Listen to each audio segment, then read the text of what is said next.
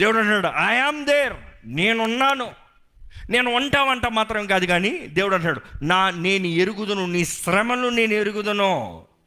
ఎక్కడ మాట చదువుదామండి, 9వ వచనం, 2వ అధ్యాయం 9వ వచనం. నీ శ్రమను దరిద్రతను, నీ శ్రమను నీ దరిద్రతను నేను ఎరుగుదును, అయినను నీవు ధనవంతుడివే. అయినను నీవు దేవుడు అంటాడండి, నీ దరిద్రత నేను ఎరుగున్నాను, అయినను నీవు ధనవంతుడివే. అంటే ఏం చెప్తున్నాడు దేవుడు? లోకరీతిగా నీ దరిద్రతలు ఉన్నావయ్యా, లోకరీతికి ఇల్లు లేదు, కుటుంబం లేదు, తిండి లేదు, ఏది లేదు, నాకు ఏది లేదు అని బాధపడుతున్నావు. కానీ దేవుడు అంటాడు నువ్వు ధనవంతుడివే.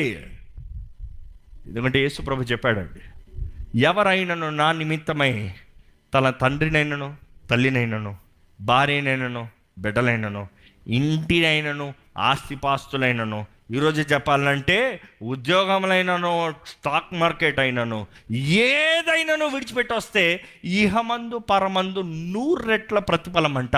తెలుగు బైబిల్లో కింద స్టార్ మార్క్ వేసి రాసి ఉంటుంది, హింసలతో పాటు.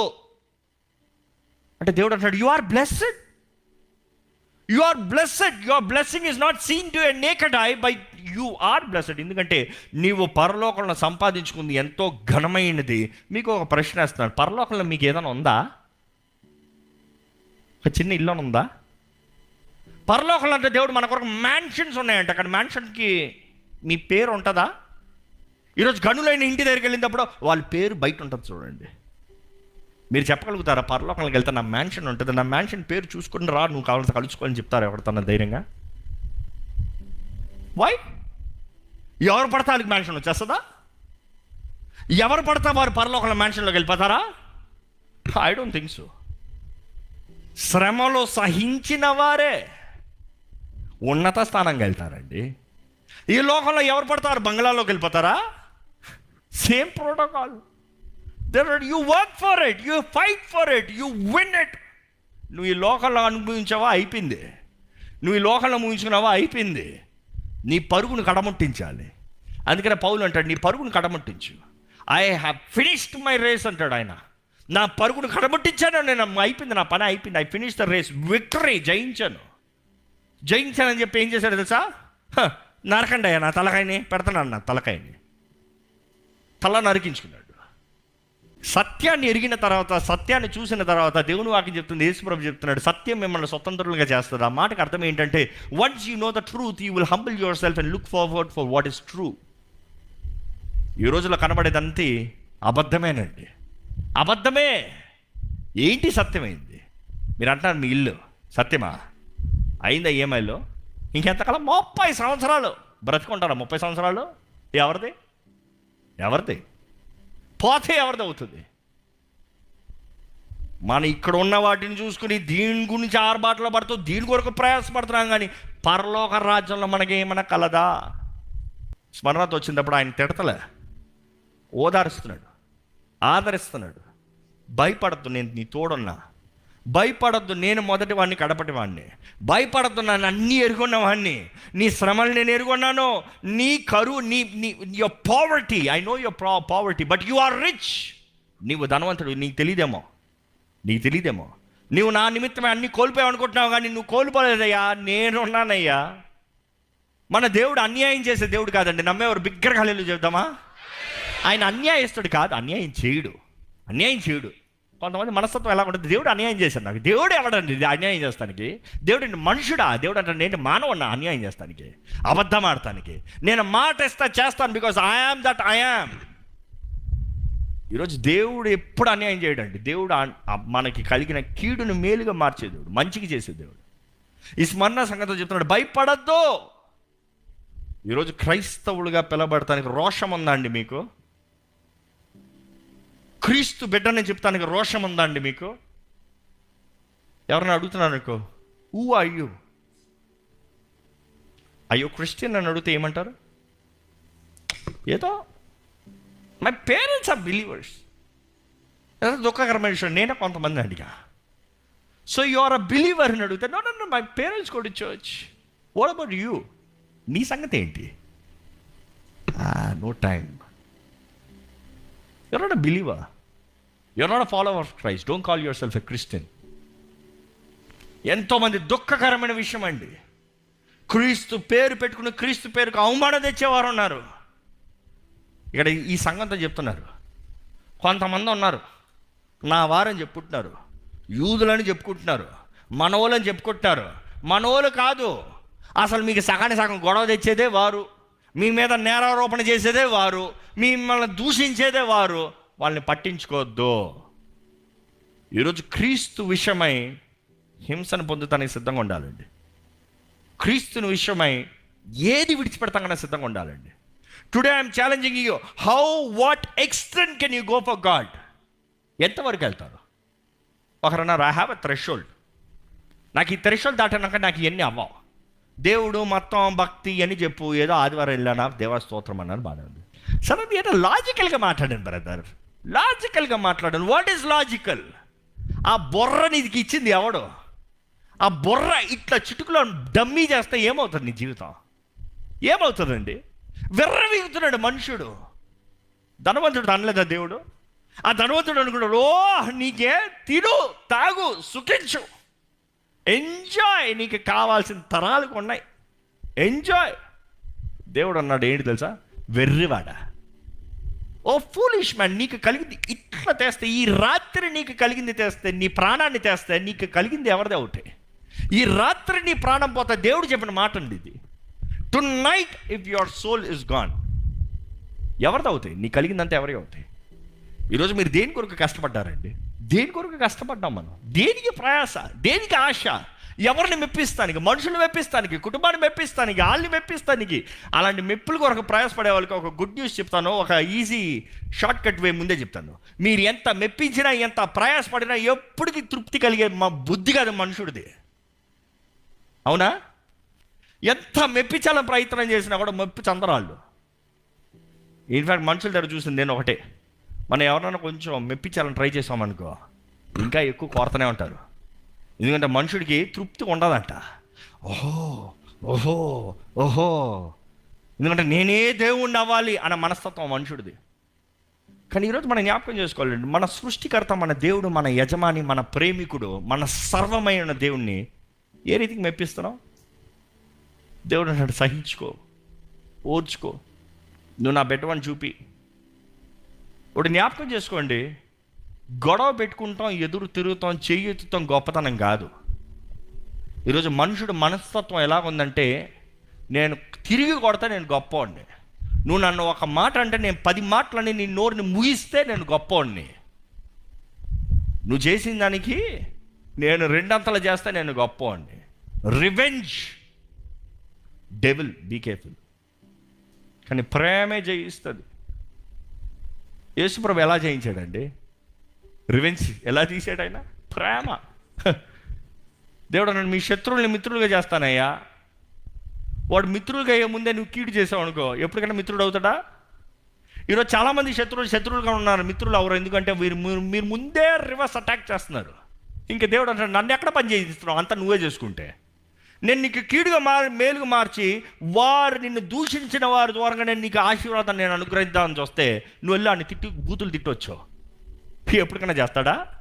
ఎందుకంటే end of the day they have, వారికి ఒక మనస్తత్వం ఉంది, వారికి ఫ్రీ విల్ ఉంది, వారు బాగా ఇష్టం. దేవుడు ప్రేరేపించిన మాత్రమే చేస్తాడా? నువ్వు చెప్పిన మాటలే కదా గుర్తొస్తున్నాయి.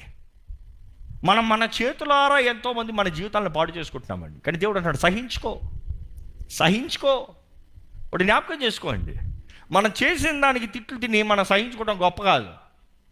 చాలామంది ఈరోజు చెప్పేది అదే, నేను ఏదో తప్పు చేస్తాను, నేను తిడతా, నేను నోరు మూసుకుంటాను. తప్పు చేయకుండా నేను తిడతా ఉంటే నోరు ఎట్లా మూసుకుంటాను? తప్పు చేసేటప్పుడు నోరు మూసుకోవాల్సింది కర్మ, అది అంతేనా? నేను కొలికొలి లాంగ్వేజ్ చెప్తున్నా.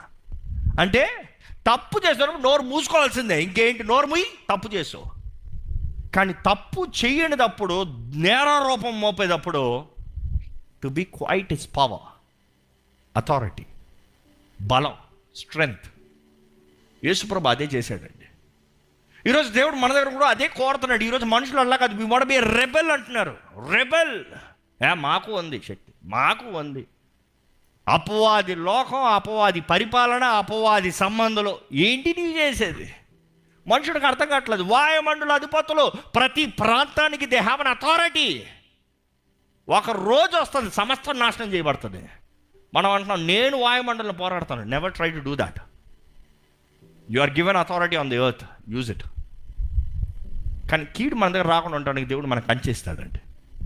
ఈరోజు ఎంతోమంది అనవసరమైన పోరాటాలు, సమస్యలు ఇరుకుంటానికి కారణం ఏంటంటే వారే వెళ్ళి పోరాడతాం, వారే వెళ్ళి నేరారోపణ చేస్తాం, వారే వెళ్ళి గొడవ పెట్టుకుంటాం. కానీ ఈ స్మరణ సంఘంతో వచ్చేటప్పుడు దేవుడు అంటున్నాడు, ఐ నో, నాకు తెలుసు, నువ్వు నా కొరకు త్యాగం చేసిన సమస్తం నేను ఎరుగుదును, నువ్వు నా కొరకు పోగొట్టుకున్న సమస్తం నేను ఎరుగుదును. నీవు ధనవంతుడివే. ఎక్కడ ఆ సంఘంతో చెప్పే మాటలు చూద్దామా? 9వ వచనం నుండి చదవండి మరొకసారి. నీ శ్రమను దరిద్రతను నేను ఎరుగుదును, అయినను నీవు ధనవంతుడవే. తాము యూదులమని చెప్పుకొనుచు యూదులు కాక సాతాను సమాజపు వారి వలన నీకు కలుగు దూషణ నేను ఎరుగుదును. నీవు పొందబోవు శ్రమలకు భయపడకము. ఏంటంట దేవుడు ఈ మాట ముందే చెప్తున్నాడు. ఇంచుమించు it is probably you can say around 60 to 80 years ముందే దేవుడు చెప్తున్నాడు, నీకు శ్రమలు వస్తున్నాయి, నీ శ్రమలు నేను ఎరుగుదును. ఎక్కడ ఒకసారి నా శ్రమలు దేవుడు ఎరుగుదుడు అని నమ్మేవారు బిగ్గరగా హల్లెలూయా చెప్తారా? ఈ మాటకు అర్థం ఏంటంటే దేవుడు మనకి శ్రమల్ని అనుమతించాడండి. He has allowed it. శ్రమలు ఎందుకు? ఎంతోమంది ఈరోజు అడుగుతారు, శ్రమలు ఎందుకు? శ్రమలు మన మేలు కొరకే. శ్రమలు దేవుడు అనుమతించాడంటే మనలో ఉండి ఏదో మేలైంది బయటికి రావాలి. స్మరణ అన్న మాట చెప్పాను కదా, until you are crushed there is no oil. God is saying I am allowing you to be crushed. ఎప్పుడైనా గ్రేప్ వైన్ చేసేటప్పుడు, గ్రేప్ జ్యూస్ పూర్వకాలంలో చూసారా అండి?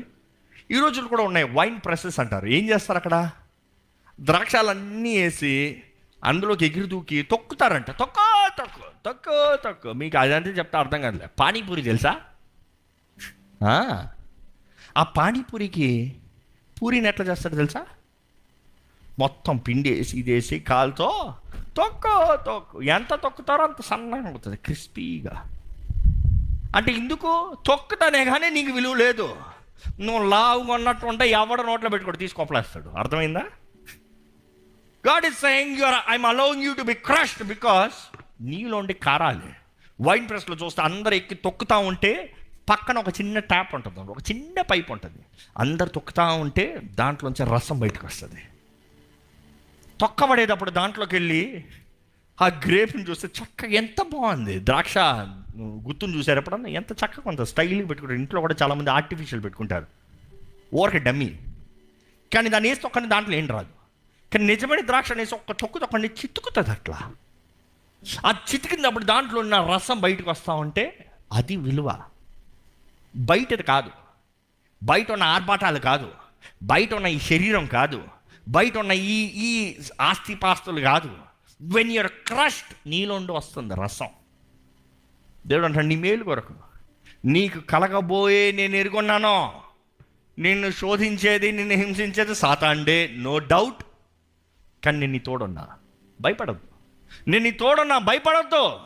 ఈరోజు చిన్నపిల్లలకి గత వారంలో మా పిల్లలకి కొంచెం వ్యాక్సినేషన్ కూడా తీసుకెళ్ళినప్పుడు రెండో వాడైతే పాపకి ఏం చేసేటప్పుడు చూసాడు పక్క నుండి, జూనియా తల్లి, డోంట్ క్రై తల్లి, ఇట్ ఈస్ ఓకే. పక్క నుండి చక్కగా ఆదరించాడు. వాడిది నెక్స్ట్ టైం చెప్పలే. పాపం తను ఏడవనే అనింది, సర్దుకుని కూర్చొని చూస్తుంది, నవ్వుతుంది. ఇక్కడ నెక్స్ట్ నువ్వు కూర్చొని పెడితే స్టార్ట్, నో ఇంతసేపు పర్వాలేదన్నా, తనకు పర్వాలేదు, నాకు కాదు. చాలామంది జీవితం ఇలాగనే, నీకు శ్రమ వస్తే దేవుడి తోడు అంటాడు, నీ శ్రమ అయ్యో కుదరదు దేవుడు. నో అది నీకు మేలు. నచ్చిపోయి గుడ్ గాల చేసాడు చూడండి. ఎయినోలే ఒక కాలు, ఇంకొక కాలు, రెండు చేతులు ఊగుతా ఉంటే పట్టుకుని వేసి కూర్చో. అది వేసి నొప్పి కూడా కాదు, నన్ను గుచ్చుతారా, నా ఈగో ఏమవుతుంది. బట్ యూ అండర్స్టాండ్, ఆ ఇంజెక్షన్ దేనికి? ఇంజెక్షన్ నొప్పి ఉందేమో కానీ ఇంజెక్షన్ వెళ్ళిన తర్వాత అది నీకు మంచిది. దేవుడు అంటాడు శ్రమ నీకు మంచిది. శ్రమలండి అందరికీ రావండి. మీరు ఎవరన్నా నేను క్రీస్తు నిమిత్తమై శ్రమ పొందుతున్నానంటే మీరు ధన్యులు, మీరు భాగ్యవంతులు. క్రీస్తు కొరకు సజీవ యాగంగా సమర్పించిన ప్రతి ఒక్కరికి you might look to be a martyr, but you cannot get that opportunity. Only కోరుకోబడిన కొంతమంది అంట. దేవుడు అంటాడు ఆ ఏర్పరచబడిన వారు అందరికీ కాదు, అన్ని సంఘాలకి కాదు, అక్కడ స్మరణకు మాత్రమే. ఆ స్మరణ మీరు ఉన్నారంటే సంతోషించండి. దేవా స్తోత్రం, నాకు ప్రత్యేకమైన తలంపు పైన కలిగి ఉన్నావయ్యా, నా కొరకు ప్రత్యేకమైన ఉద్దేశం కలిగి ఉన్నావయ్యా. You are believing me to be worthy of it, worthy of it. నువ్వు నన్ను యోగ్యుడిగా నువ్వు నన్ను ఎంచావయ్యా.